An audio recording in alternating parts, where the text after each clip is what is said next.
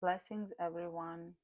For this video discussion, I looked at ethical violations and board discipline, especially as they relate to counselor competence, impairment, and client protection. The scholarly source I found discussed licensure board actions against professional counselors and explained that common disciplinary issues often include boundary violations, practicing outside one's competence, confidentiality problems, improper documentation, fraudulent or misleading conduct, and impairment. I also reviewed the Florida Board of Clinical Social Work, Marriage and Family Therapy, and Mental Health Counseling's discipline information. What stood out to me is that the board discipline cases were consistent with the article because many cases were connected to competence, safety, boundaries, and protecting the public. One recent case I reviewed involved a Florida licensed clinical social worker whose login credentials were allegedly used by an unlicensed person to provide therapy services to clients through telehealth platform. The behavior that led to discipline involved allowing, or at minimum failing to prevent, someone who was not licensed or properly trained from providing services under the licensed provider's account. This is a serious ethical issue because clients trust that the person providing therapy is professional, is qualified, licensed, and accountable. This behavior connects with the ACA Code of Ethics in several areas. ACA Standard C2A requires counselors to practice only within the boundaries of their competence.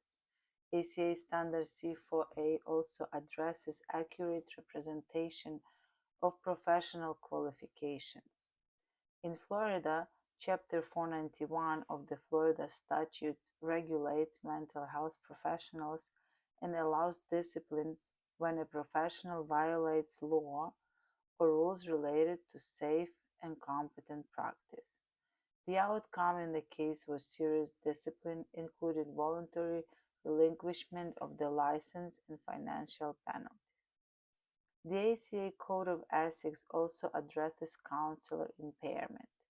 Standard C2G explains that counselors monitor themselves for impairment from physical, mental, or emotional problems and seek assistance when needed.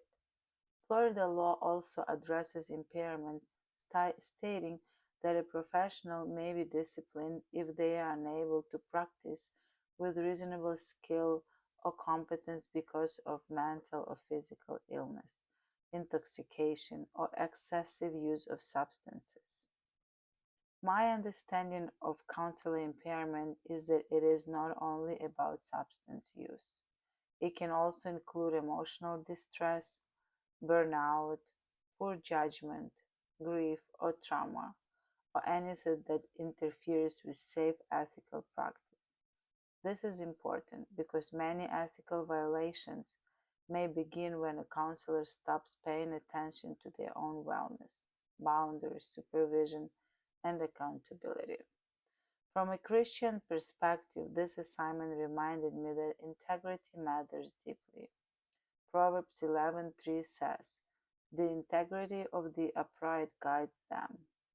As future counselors, we are trusted with people's most private and vulnerable experiences, so honesty, humility, and accountability are not optional. My faith reminds me that if I ever felt overwhelmed, impaired, or unsure, the right response would not be to hide it or continue practicing as if everything is okay. The right response would be to seek supervision, consultation, prayer, support, and take ethical action to protect the client and turn to Jesus. He is always there for us. Overall, this assignment helped me to see that board discipline is not just punishment, it is also about protecting clients and maintaining the integrity of the counseling profession. As a future counselor, I want to take competence, boundaries, documentation, and personal wellness seriously so that I can serve clients ethically and responsibly. Thank you for watching and listening. God bless.